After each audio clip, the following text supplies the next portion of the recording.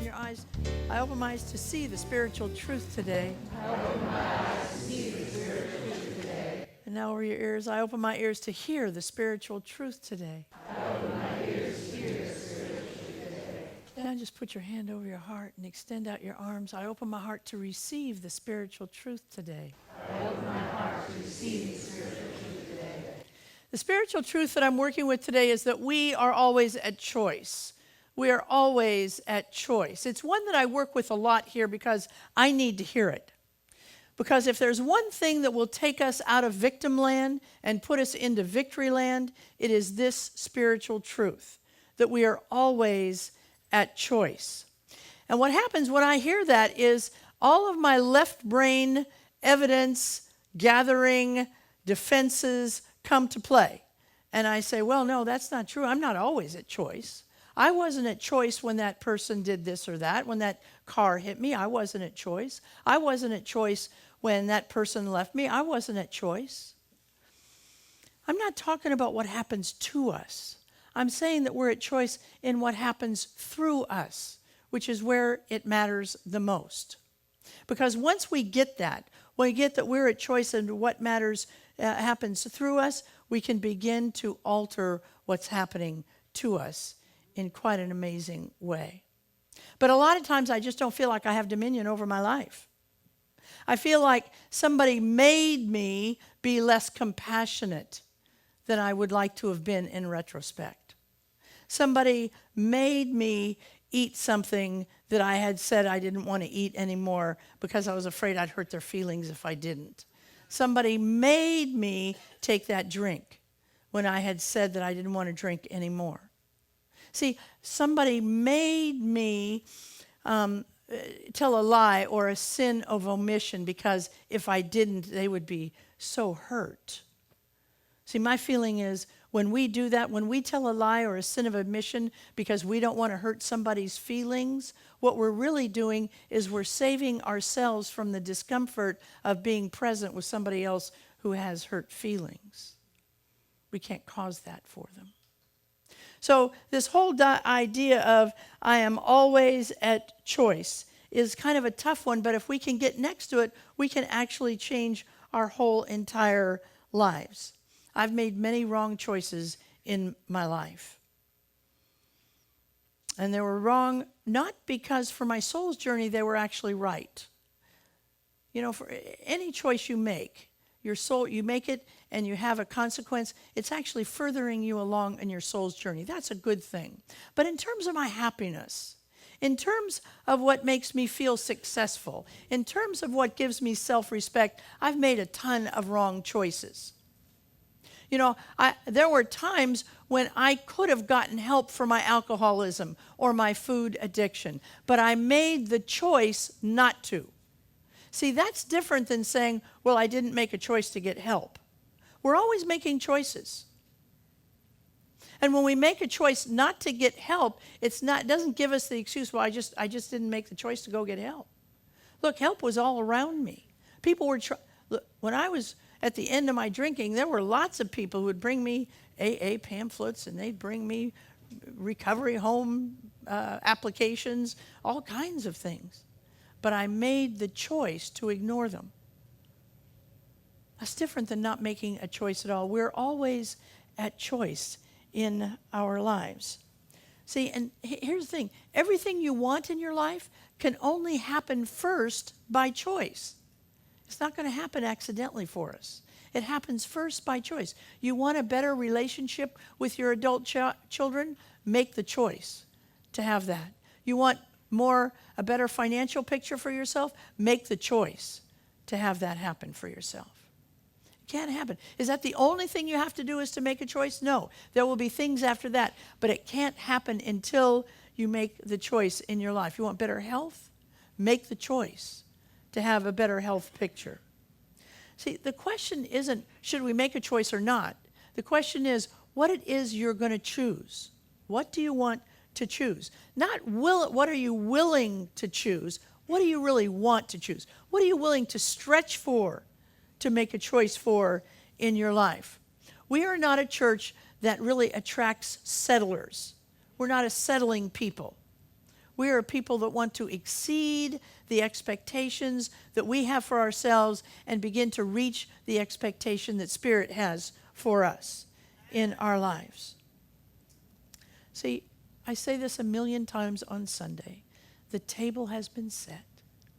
God has set the table for everything that we want and has set us the invitation to the banquet. It's a C-mail. We get a consciousness mail, you know. And you can decide whether you want to hit reply to your C-mail or whether you just want to let it linger in your inbox. And it won't hurt God's feelings. If you don't want to reply, if you don't want to reach out into the banquet, if you want to say, I'm not ready to make a choice, God won't be mad at you. It's fine. God will just simply wait. But nothing will happen in your life. You know, I used to have a teacher that would say, you can either have life happen to you or you can begin to happen to life. And when we learn how to make choices, we begin to learn how to happen to life. Choosing is a spiritual practice. Choosing is a spiritual practice. So your homework for tonight is to go home and sit at your kitchen table and take out a pencil and a paper and write down what it is that you want to choose from the banquet table, and it doesn't matter. It can be a quality of God called more patience or more compassion, or it can be a material thing, a toaster, a car. It doesn't matter what it is, but write it down. Don't just say, oh yeah, I'm going to do that when I fall asleep tonight. I'm going to think of what it is I want to make. Or on the way home in the car, I'm going to think about what it is I want to bring into my life. No. Take the time to sit down and write it down. But that's not even what I really want you to do tonight. I want you to sit down. I want you to write it down, what it is you want, the quality of God or the material thing that you want. And then I want you to watch what your emotional response is to that. I can't have that. I better go back to what I'm willing to get. I can't have that. I better bring it down a little bit. Watch what your emotional response is, because our emotional response, if it's negative, is the saboteur to what it is that you want in your life, and it will sabotage it every single time. It'll weaken that choice. See, so often we in metaphysics, we get lulled into thinking that we can complete the job of changing our life by changing our thinking, because we teach that here. Change your thinking, change your life. And I'm telling you, if you do that, it's a true teaching. Change your thinking, change your life. You will make your life much better if you do that. Because we've learned through the power of our mind to be vigilant about filtering our words, creating a filter around our words, our thoughts, our actions. We can learn how, through the power of our mind, to make a choice of words, thoughts, and actions that are positive for us. You can even make a choice of your second thought. See, I give everybody a break on their first thought. I do, because I think sometimes thoughts just come from nowhere. You know, you can have a smell that'll trigger a thought, or a song will come on the radio, and maybe it was the song that you danced your first wedding dance to on the husband 3 husbands ago, and you're still, you know, you're still carrying some stuff around about that particular husband, and that song comes on, and you're just off to the races. That's so-and-so I liked about. See, you can't help yourself. I give you a pass on that. Don't linger there now. Don't stay there. But the second thought, you have power over your second thought. We've learned through the power of our mind to monitor our behavior. We've learned what we can and we can't do at work. We've learned what we can and we can't do on a date. We've learned what we can and can't do when we visit the in-laws. We learn what we can and we can't do in our community. We've learned that through the power of our mind. We've changed our thinking and we've changed our behaviors. Change your thinking, change your life. It will make your life better. But today I want to take us deeper. I want to take us deeper for where the real behavior comes from. And it comes from the master teacher, Jesus, in Matthew 15. And Matthew 15, Jesus says, what comes out of your mouth comes from your heart, doesn't come from your mind. What comes out of your mouth comes from your heart. Not the heart that pumps your blood, but the heart that stores your love and all of the blankets that are covering your love up. That's the heart that I'm talking about. See, you and I, we can metaphorically, we can wash our mouth out with scripture and with affirmations, and we should keep doing that. It'll help us, but we also need to get to the source. We need to get to the source, where Jesus says the source is our heart. See, many of you have started relationships or been in relationships, and whether they're friendships or they're relationships with a beloved, and in the beginning everything is sweet, and you never feel judged, and everything is good, and it's all great, and then a little while into it, something pops out of either your mouth or your friend's mouth, and you say, whoa, where did that come from? Or they say, whoa, I didn't know where that came from. And Jesus would say, I know where it came from. It came from your heart. See, some of you went on to marry those folks. And when things got tough, when the money issues got tough, or the kids got tough, or the in-laws got tough, and their heart began to pierce through that filter I was talking about earlier, you don't marry to them anymore. Because we weren't paying attention to what was in their heart, and they weren't paying attention as to what was in their own heart. In verse 19, Jesus also says this in Matthew. He says, evil comes from the heart as well. See, and what we say about evil is it's a thought that, is lodged in there and doesn't work for us anymore. That's what our evil is. See, your heart is where your love is stored, and it's also where your hate is stored. See, every single person in this room has had a murderous thought that comes from your heart. Every single one of us. I'm not going to ask you to stand up if you haven't, but I just don't think any of us, when we've been hurt really bad and all of a sudden our reaction is a murderous thought, I've had them. I'm sure you had them where you just saw their head being crunched under a semi or something. I mean, really, you were in it. You were in it. You can't help it. It comes from that place in us, comes from our heart. It comes from our heart, not our head. And here, it's before we begin the process of forgiveness. That's how we wash our heart, by the way. That's a whole nother subject. But that's how you wash your heart out. You wash your heart through forgiveness.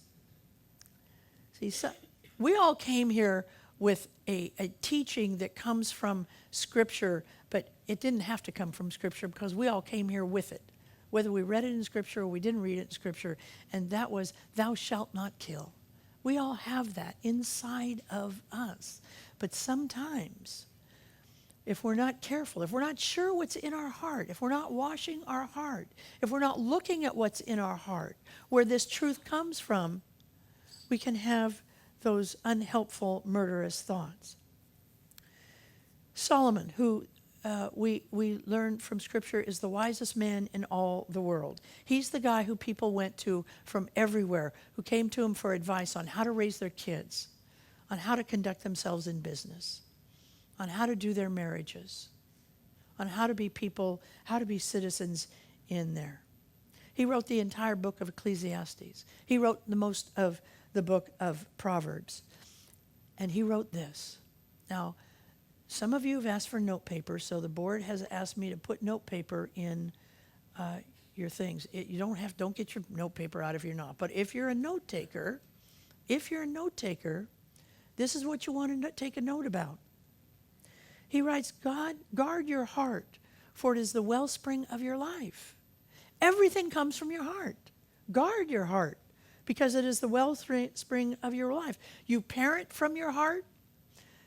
You conduct your marriages from your heart. You conduct your businesses from your heart. You choose your cars from your heart. Guard your heart. And what that means is make sure you know what's going in your heart and coming out of your heart. Be aware. Check in with your heart. We don't do it. We simply don't do it. Check in with what's going on in your heart. You know, I have a friend who has little boys, and he goes into his little boy's room every night, and he says to his boys, and they're young kids, they're like 6 and 8, and he says, boys, did anybody hurt your feelings today? And if they say no, sir, he goes on. But if they say yes, he asks them what happened, how it felt. Did anybody make you mad today, boys? And he asks them what happened and how they felt. See, just those 2 simple questions. Did anybody hurt your feelings today? Did anybody make you mad today? Did anybody make you feel less than today? You're going to know what's in your heart, because believe me, it will come out, as Jesus said. Everything that comes out of our mouth comes from our heart. And things that are long forgotten by our mind are still washing around in our heart. It's so important to guard your heart. Nobody ever taught us how. But when we listen to Jesus, we can understand that we have to begin to look at the words inside. And some of this is hard because we have to go back a minute. We have to go back a minute. You know, and here's how you know. Sometimes stuff comes out of your mind and your mouth, and it's a repetition. You know, my daughter, when she was a little kid, she'd have that scrunchy face, you know, that scrunchy face kids get sometimes. And I said to her one day, Ellie, you will never get invited to the prom if you have that picture. Now I'm going to tell you, that was my mother coming right at me. Now, little did she know, I loved the notion of getting invited to the prom, so I developed that scrunchy face for a long time so that nobody would accidentally invite me to the prom. But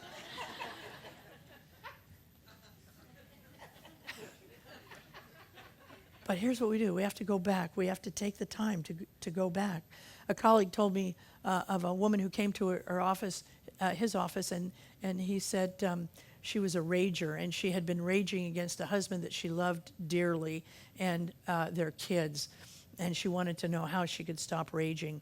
And he said, well, where do you think it comes from? And he began to tell her just this awful childhood and a terrible, terrible abusive first marriage. And so she said to, he listened to her for a while. And then he said to her, okay, do you have a calendar with you? And he said, maybe on your phone or in your purse, do you have a calendar? And she looked at him and she said, yeah, I have a calendar. And he said, will you get it out? And she said, yeah, sure, I'll get it out. So she gets it out, and he said, now, I don't care what the date is, but pick a date on this calendar that you are willing to let those people go so that they can stop running your life. You can remove them from your heart. He said, I don't care if it's a week, I don't care if it's 2 weeks or 2 months or 2 years, but you need to pick a date by which you're willing to let it go. You and I need to do that in some cases too. We need to find out what the date is, because here's the thing, those people are happy. They've gone on, or they're not happy, we don't know, but they've gone on. It's us that's not happy. We need to pick the date and let them go so we can be happy in our lives. She was mad. She got up. She stormed out. She wanted spiritual mind treatment. She wanted counseling. But she didn't want to have to do the work that we have to do to be able to cleanse the heart and to remember the words of Jesus. Everything that comes out of our mouth comes from our heart. And some of that is stale stuff inside of there. Making a choice can be scary sometimes. But making the choice to first believe that everything that comes out of our mouth comes from our heart. If we were willing to believe that, we would take a giant leap today on our spiritual journey. And then if we're willing to work with that notion of cleansing our heart, guarding our heart from this point forward, for it is the wellspring of our life. Let's take this message into prayer, knowing that there's only one power. It's the power of love. And that love just moves through me right now. I don't have to do anything. I just take the blankets off one by one that's covering the love up and just let it shine through me. I give thanks for the spiritual truth that love is all I am. I release this word into law, and together we say, and so it is.